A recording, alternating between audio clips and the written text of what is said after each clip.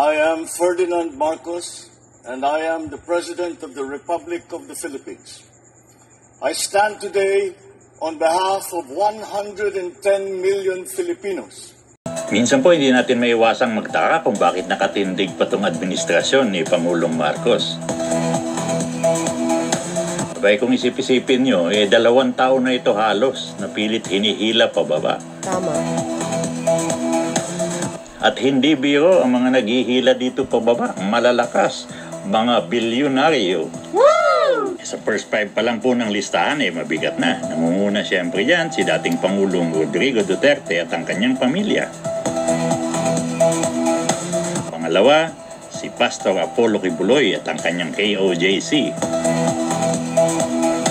Pangatlo, at ito ay medyo masakit dahil ang pangatlo sa listahan na pilit humihila pababa kay Pangulong Marcos ay mismo ang kanyang kapatid, si Manang Jaime. Woo! Ang senadora na kaibigan ni Vice President Sara Duterte.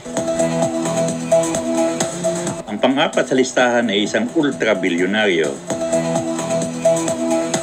political kingpin ng Ilocos. Walang iba kundi si Governor Chavit Singson. At ang bumubuo ng first 5 sa mga grupong nakabangga ni Pangulong Marcos ay ang Pamilya Villar. Ang pong Pamilya Villar ay alam natin na napakalakas. Woo! Si Manny Villar ay tinuturing na pinakamayaman na Pilipino. Wow! Kanyang asawang si Cynthia Villar ay dating kongresista at senadora. Kanyang 2 anak ngayon ay nakaupo sa Senado, Senator Mark Villar at si Senator Camille Villar. Isipin nyo yan. Woo! Pamilya Duterte, Pastor Kibuloy, Manang Jaime Marcos, Ilocos Kingpin Chavit Singson, Pamilya Bilyonaryo Villar. 5 pa lang yan sa binabangga ni Pangulong Marcos. Woo! Kaya hindi nyo ako masisisi kung ako ay minsan nagtatanong, bakit nakatindig pa si BBM? Sa lakas ng mga puwersang binabangga ni BBM, lalo kang magtataka kung iyong iisipin na halos walang nagtatanggol sa Pangulo. Sa ngayon, ang halos madidinig mo lang na nagsasalita para sa kanya ay si Palace Press Officer Claire Castro. Pero halos nag-iisa lang po si Claire Castro sa pagtatanggol sa Pangulo. Abay, malayong-malayo ito sa panahon ni Duterte nung siya pang nakaupo. Merong spokesperson Harry Roque na sinasabayan nila Presidential Legal Counsel Salvador Panelo, Communication Secretary Martin Andanar, Senate President Coco Pimentel, Secretary at House Speaker Alan Cayetano, Senator Dick Gordon at kung sino-sino pang mga opisyal ng PDP party na mga sumisipsip kay Duterte. Isang katutak po talaga noon na nagsasalita at dumidepensa kay Pangulong Duterte. Malayong-malayo. Mismong si Pangulong Duterte pa lang masalita na. Kung matatandaan nyo, inaabot pa nga siya ng madaling araw kakasalita pabor sa kanyang administrasyon. Si BBM, bihira mong madinig. Maliban kay Claire Castro, siguro kumampi ng gusto kay BBM ay ang House of Representatives sa ilalim ni House Speaker Martin Romualdez, ang kanyang pinsan. Kaso si Speaker Romualdez ay madalang din magsalita. Woo! Ang mga kongresista naman, hindi mo masasabing masigasig sa pagtatanggol sa Pangulo at sa kanyang mga laban dahil nga sa huling sona, binuko ni BBM ang kalokohan ng Kongreso sa usaping budget at flood control. Woo! Sabi nga ni BBM sa mga kaalyado niya sa Kongreso, mahiya naman kayo. Di madaming galit ngayon na kongresista kay Pangulong Marcos na dati mga kakampi niya. Ganun po talaga kahirap ang labang inaharap ni Pangulong Marcos. Kung isasali natin sa usapin ng mga naglipa ng political vloggers, alam natin na porte yan ng mga Duterte. Madaming ang mga pro-Duterte vloggers na biglang nagsiyaman. Woo! At kung nagsiyaman man sila, hindi tayo magtataka doon. Alam naman natin, ang binabangga ni Pangulong Marcos ay mga bilyonaryo. Kayang-kaya, gastusan yan. O bumalik tayo sa mga bilyonaryong nakabangga ni BBM. Siyempre, kasali dyan ang mga contractors ng public works, ng mga flood control. Hindi nga ba nakita natin gaano kayaman itong mga contractor na ito katulad nila Diskaya? Ang mga ilang pang bilyonaryo ay nasa DPWH mismo. Ang mga opisyal ng DPWH, naku, magsugal. Ay naku, daan-daang libo isang gabi ang pinapatalo. Sigurado galit ang mga sugarol na yan kay BBM. Si BBM ang sumira ng buhay nila. At kung maaalala nyo, malaking pwersa din ang binangga ni BBM sa laban niya kontra Pogo. Si Alice Go, ang muntik nang nakalusot, ngayon ay nakakulong. Di ba nga bilyonaryo yan si Alice Go? Idagdag nyo pa sa mga bilyonaryong nakabangga ni Pangulong Marcos ay si Michael Yang at ang kanyang Parmali. Naku, daming bilyon nun. Isa pa dyan ay si Atong Ang at ang kanyang Isabong. Naku, mukhang mas maraming bilyon ito. Sa takbo po ng mga pangyayari ngayon, ang mga bilyonaryo na susunod na babanggain ni Pangulong Marcos ay ang mga minero. At andyan din ang mga housing developer. Ito po kasing mga minero at developer, alam natin, ay isa sa mga umabuso. Kaya tayo ngayon ay lubog sa baha. Ang malalaki at mapiperang mga simbahan ay nakalaban na din ni Pangulong Marcos. Hindi nga ba sila ay nagpaplanong gumawa ng malawakang rally na alam naman natin ay magpapahina sa administrasyon? Ito ang KOJC, Iglesia ni Cristo at ang Jesus is Lord ni Senator Joel Villanueva. Kung tingin nyo po, kulang pa yung ating mga binanggit. Idagdag nyo dyan ang China. Tama. Itong Coast Guard ng China, alam naman natin lahat, ay walang ginawa kundi bombahan ng water cannon ng mga mangingisdang Pilipino. Baga, no choice dyan si Pangulong Marcos. Kailangan niyang ipagtanggol ang mga mangingisdang Pilipino.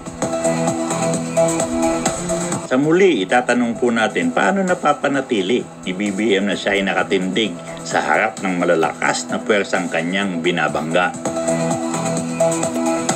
Kamali yata talaga ang kampo ni Duterte sa pagkakakilala kay Marcos Jr. Correct. Kasi po, sabi nila noon, kung si Marcos Sr. ay isang tigre, etong si Jr. ay isa lamang kuting. Pero mapanganib. Di nagtataka sila lahat ngayon. Dahil ang minsan tinawag nilang kuting ay siya mismong sumasakmal sa kanilang lahat. Narinig nyo yun, mga kababayan?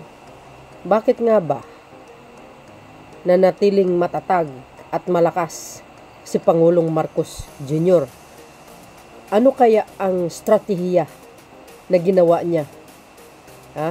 Na binangga niya yung mga tao na malalakas, mga bilyonaryo. You see, mga bes, kung gaano kagaling, katalino ang Pangulo. Yan ang sinasabi natin. Ano bang sinasabi ko? Even me, mga kababayan, nakikita ko I think, you never forget yung words na ginagamit ko. Tahimik, pero mapanganib ang galaw. Yan si Pangulong Marcos Jr. Di ba? Kung tutuusin, malalaki ang kanyang binangga ang mga kababayan. Saan kayo makakita na ganitong klaseng tao na napakatibay, mga kababayan? Saan kumukuha ng lakas? Sino po ang nasa likod ng ating mahal na Pangulong Marcos? Una-una sa lahat, ang mahal na Panginoon. Why? Nakikita niya po ang puso niya. Mabait, may malasakit, mapagmahal at matulungin. Na ang Panginoon, siya po ang gumagabay sa ating mahal na Pangulo. Pangalawa, ang sambayanang Pilipino. Majority, Marcos loyalist supporters, Filipinos, except ang mga anti-Marcos. Sabi nga ng Pangulo, kumukuha siya ng lakas sa sambayanang Pilipino. You see, kaya malakas ang Pangulo dahil sa atin. At binibigyan siya ng lakas ng mahal na Panginoon. Yan po ang pakatandaan ninyo, mga kababayan. Now, ito na naman. Itong balita na ito. 3 days na rally. Confirm po yan, mga kababayan. Pero, sabi po doon sa aking kaibigan, isang INC, ang kanilang pagrarally ay para lamang peaceful, para sa panawagan sa korupsyon na dapat makulong. Pero yung panawagan na oust PBBM, hindi po. Huwag daw maniwala sa mga DDS. Yun po sila yun eh. Hindi po ganun ang INC. So, I hope sa mga INC, kung ano pong sinasabi po ninyo, panindigan nyo, suportahan nyo na lang po ang Pangulong Marcos Jr. Ngayon, kung magsanib persa kayo para panawagan magpatalsik ang Pangulo, well, ang Panginoon ang makakalaban nyo dito. Either masusunog ang mga simbahan nyo or may karma na darating, sakuna na darating sa inyong pamumuno. Hindi, totoo yun. Real talk po tayo. Sapagkat sabi ng Panginoon, huwag kang gumawa ng kasamaan. Dahil pag gumawa ka ng kasamaan, doble po yan, paulit-ulit or 7 ulit na mararanasan mo ang karma. Ganun. Dapat talaga ang Pangulo ay maging matatag lalo, no?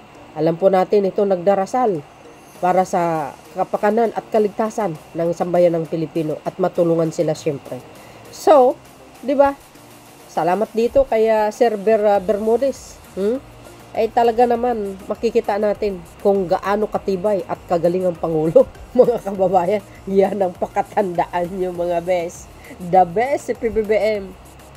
Binangga niya lahat. Bakit? Wala pong maibubutas kay Pangulong Marcos Jr. Malinis ang kanyang konsensya, ang kanyang pagkatao.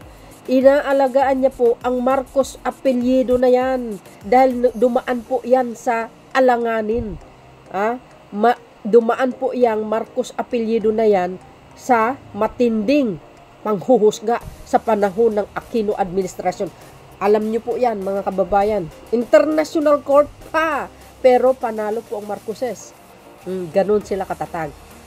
Siyempre, kudos naman kay Secret Yusek Castro na talaga naman isa sa mga tagapagtanggol ng Pangulo. And of course, baka nakalimutan ni Sir ang mga pro-government political content creator vloggers, including me, na talaga namang nasa likuran ng mahal na Pangulong Marcos Jr. Marami po kami. Marami po tayo, mga kababayan. Kaya, huwag tayong bibitaw. Hihilingin ko sa inyo ang inyong dasal para sa mahal na Pangulong Marcos Jr. Safety and protection sa araw-araw niya kanyang pagtatrabaho. At ipagdasal natin kapayapaan ang mamayani sa bansang ito. Hindi magtatagumpay ang mga planong destabilisasyon ng mga kalaban sapagkat ang Pangulo walang hinahangad kundi kabutihan ng sambayan ng Pilipino tungo sa kaunlaran. Iyan po ang pangarap ng Pangulo. No one left behind. Di ba? Sabi niya 'yon ng mga Pilipino. Tagumpay niya, tagumpay po nating lahat. To God be all the glory. Ipagdasal po natin na ang Pangulo ay matatag, malakas, at kapayapaan sa bansang ito, pagkakaisa na lang. Yun lang, mga beswa. Ano po ang komento nyo dito?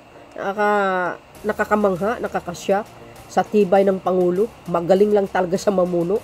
Lahat ng mga gabinete niya halos abogado Diyan lang no? Sa IAS niya lang lahat abogado. Mostly talaga lahat yan. Kaya ang Pangulo talagang sobrang talino. Oo, talagang matalino siya. Walang kasing level ng kanyang katalinuhan sa mga past admin. Kung si Sara, naku po, hanggang talampakan lang po yan. So yun, mga kababayan, abangan po natin ang mga susunod na mga magagandang balita hatid ng Marcos administration. See you again when we next upload. Thank you for watching. Don't forget to like, hit the button bell. Bye and baboos. God bless Philippines. There's more.